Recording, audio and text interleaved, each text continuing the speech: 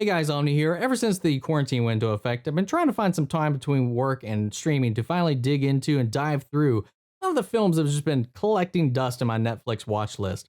Three of those films I finished watching last weekend. I made a quick little announcement on my community tab that I'd be doing a review for them this past weekend, but unfortunately, I apologize for the delay. We'll be talking about them today. So, the three films that we talked about, if you didn't see the announcement, was of course the Netflix Godzilla Anime Trilogy. I finally watched all three of those films.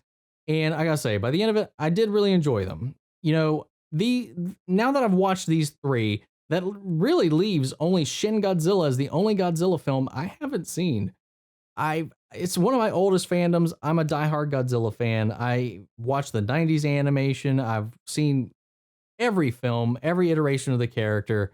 And, I think one of the reasons that I've held off on this for so long is because this animation style is still new and it still looks weird to me. This kind of computer generated anime just kind of gave me a weird feeling when I was watching. I didn't really like it at first. It's kind of the same feeling I got when Disney transitioned from 2D animation into 3D animation. And I've since gotten used to that. So I just need to do the same thing here. And throughout it, when I got through each film, the more I watched, the more I got comfortable with it and the more I started to like it. So it did work. So who knows? That might open me up to some other anime because I know that's really kind of the transition we're starting to see with a lot of those shows that are kind of pushing into Netflix. It's very much so more prominent on Netflix than anywhere else I've seen it. This style of animation for these animes. And I finally watched them all. I watched them all back to back, and honestly, I think that's the best way to watch them. I think these films support themselves a lot better when you watch them together than on their own. I don't think they're as strong as they want to be when you watch them independently as consolidated films. They're very much structured to be episodic. And I think that's really the intent because it does show up, season one. I don't know. It's a weird way to categorize it with the way that they're actually presented in the format that they're in. But this approach that they took with it was really interesting. I like what they did with this world.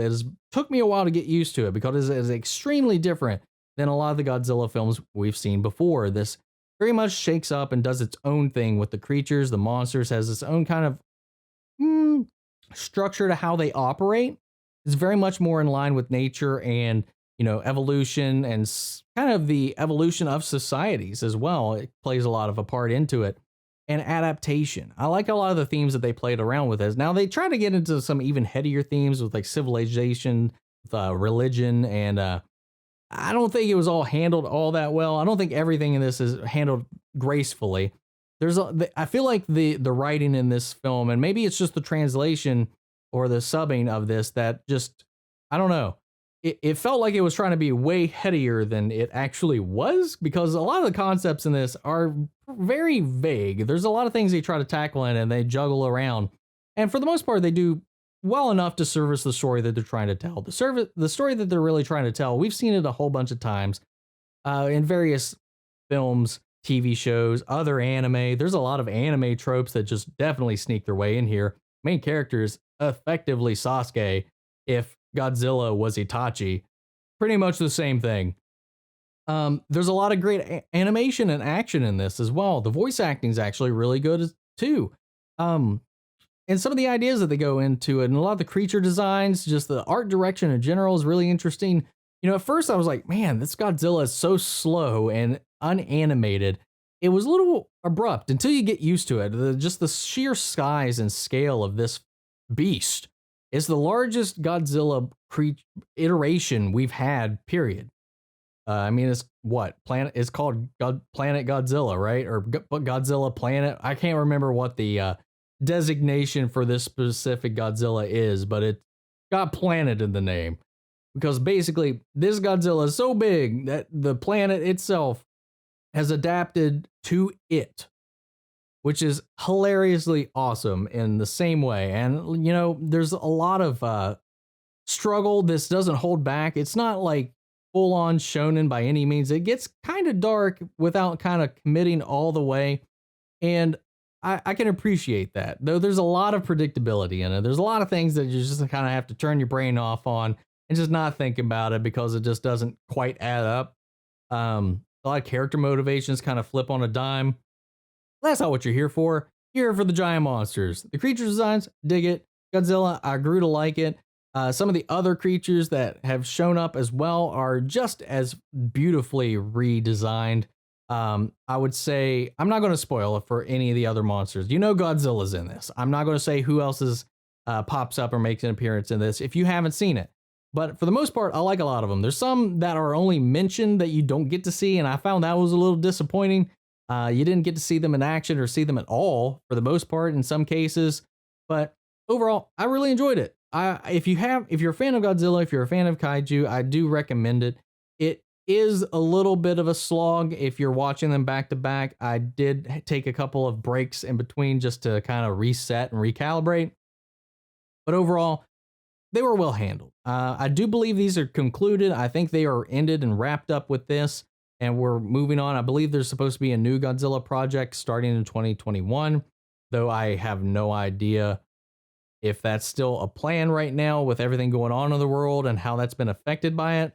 I can't. There's a whole new era that has started with Shin Godzilla and these films. Of course, separate universes, separate strategies, separate timelines and whatnot being handled or played with. They don't interact with each other in any way or connect in any way. But they've kind of initiated their new era for Godzilla, and they're trying to get some new stuff out there. So there's maybe down the pipeline some more interesting stuff coming down the line. And I did like King of the Monsters, and I am looking forward to Godzilla versus Kong, and I can't wait for that.